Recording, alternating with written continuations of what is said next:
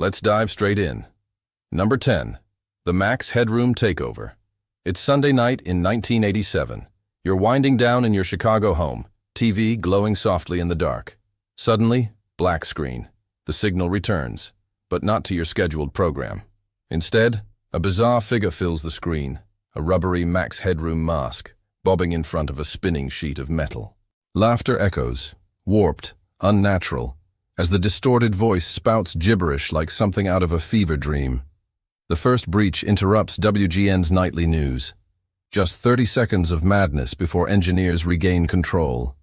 2 hours later, it happens again, this time during Doctor Who on WTTW. The masked figure returns, rambling about everything from new Coke to local sportscasters. It ends with a surreal image, the intruder bending over, swatted with a fly swatter by someone off camera while humming Clutch Cargo's theme. This wasn't a teenager in a basement with rabbit ears. This took serious broadcast hardware and a precise understanding of signal hijacking. The FCC and FBI launched full-scale investigations. But even now, the culprit and their twisted intentions remain unknown. Number 9. The Voice from the Stars, November 26, 1977, Southern England. Evening television is suddenly interrupted. The screen flickers, the picture wobbles. Then, a deep voice, unnatural, calm yet thunderous, cuts through the broadcast. It introduces itself as Vrillon of the Ashtar Galactic Command and delivers a 6-minute address to humanity. The message? A chilling call to abandon weapons of destruction and embrace peace, or suffer catastrophic consequences. Whoever pulled this off didn't just overpower a local broadcast. They hijacked a major television transmitter from afar and maintained total control, untraceable, untouchable. Authorities scoured the region. No transmitters, no footprints, no confessions. What sets this apart? It wasn't nonsense. It was structured, intentional, almost diplomatic. To this day, it's considered one of the most sophisticated, unauthorized broadcasts in television history. Number 8. The Mechanical Lullaby. Now imagine the 1960s. It's late at night in Sweden. You're tuning into shortwave radio when a haunting lullaby begins playing from nowhere. Then comes a voice, childlike but robotic, counting in German. You're listening to the Swedish Rhapsody, one of the most bone-chilling number stations ever recorded. Despite the name, this wasn't a child. It was a mechanical voice generator, a speech-synthesized nightmare built by the Polish government to send encrypted messages to field agents. The broadcast always opened with that eerie music box melody. Then came endless sequences of 5-digit number groups, emotionless and cold. Listeners reported physical unease, nausea, dizziness, even panic. Though the music was traced back to a tune called Luxembourg Polka produced by Rouge, the station's unsettling tone haunted the airwaves for decades. The broadcast stopped in 1998, but its recordings still echo online, whispered relics of Cold War espionage wrapped in sonic dread. Number 7. The Russian Woodpecker. In 1976, a strange tapping sound began invading radios across the globe. It was rhythmic, relentless, like a metal woodpecker hammering inside your brain. The signal pulsed at 10 hertz, strong enough to disrupt televisions, radios, and emergency frequencies from continents away.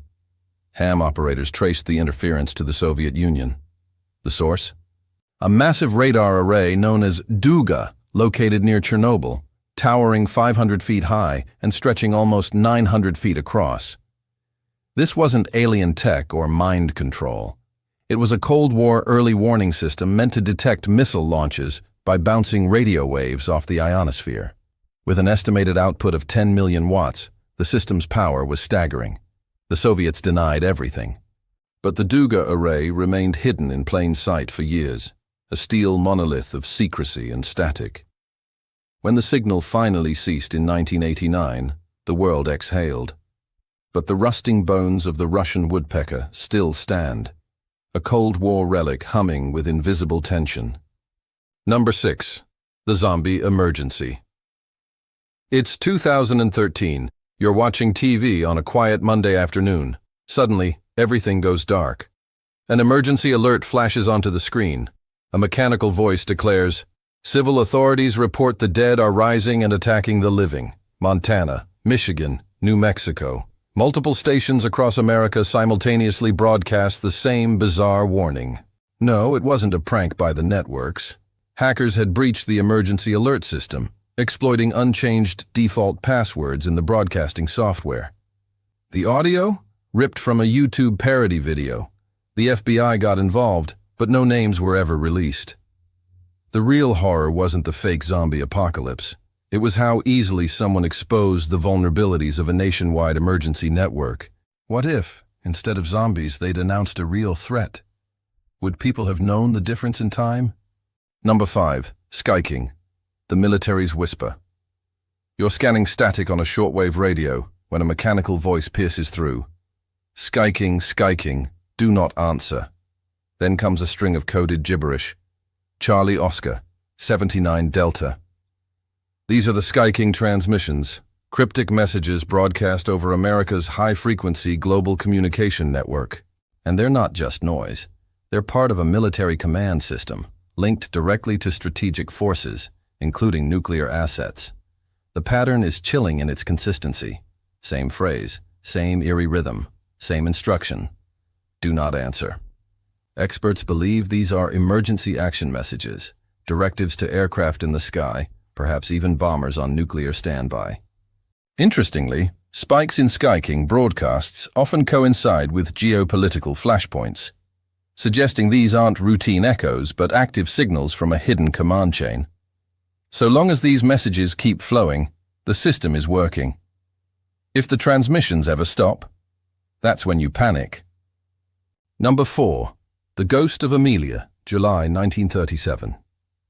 Amelia Earhart vanishes somewhere over the Pacific during her round-the-world flight. But what if she wasn't lost in silence?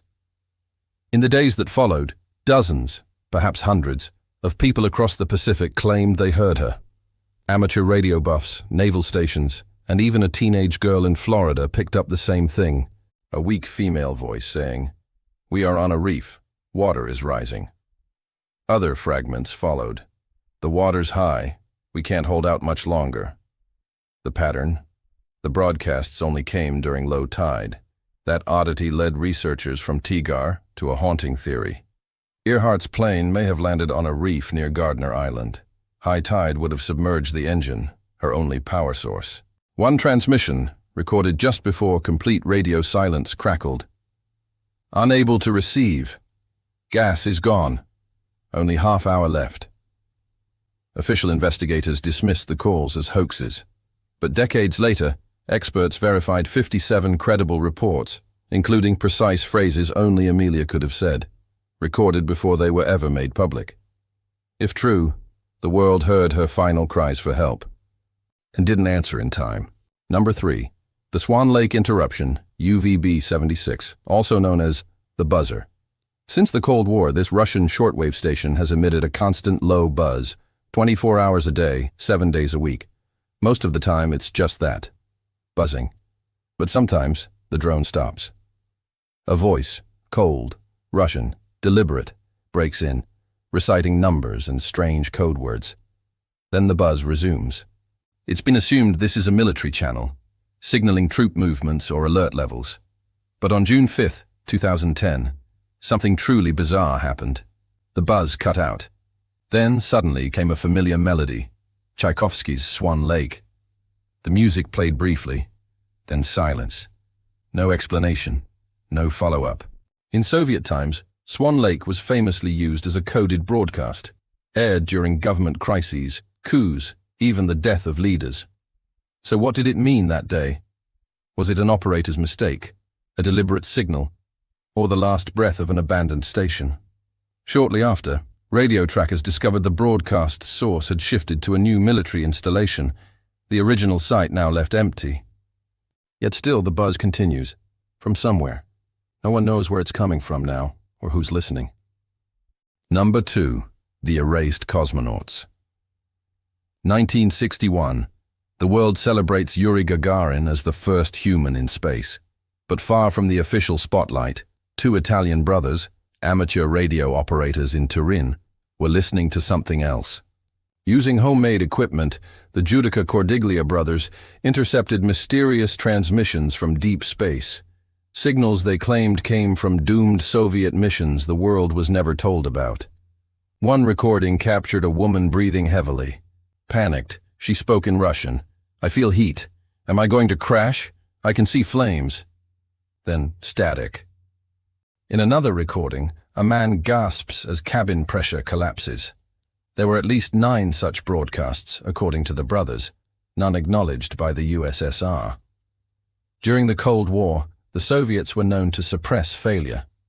Dead cosmonauts were allegedly erased from photos and listed as victims of unrelated training incidents. Could these recordings be the final, unheard moments of space pioneers lost to history? Skeptics dismiss them as hoaxes, but the possibility remains chilling, that humanity's early steps into space came at an even greater cost than we ever knew. Number 1. The Cosmic Whisper, the WOW signal. August 1977, Ohio State University. Astronomer Jerry Eman is working a shift at the Big Ear radio telescope when he sees it. A narrow band signal, 30 times stronger than background noise. For 72 seconds, the receiver captures something extraordinary. Not random static, not interference. A clear, powerful signal precisely at 1420 MHz, the frequency of neutral hydrogen, considered the ideal cosmic channel for interstellar communication. Eamon circles the readout in red pen and writes one word beside it. Wow. The signal came from the constellation Sagittarius. It bore every trait scientists expected from intelligent transmission. And then, it vanished. Never repeated. Never explained. For more than 4 decades, scientists have pointed telescopes back toward that same sliver of sky. Nothing. Just the one whisper, like a cosmic knock that went unanswered. Was it a probe, a message, or just a celestial fluke? Whatever it was, in that brief moment in 1977, the universe may have tried to speak to us.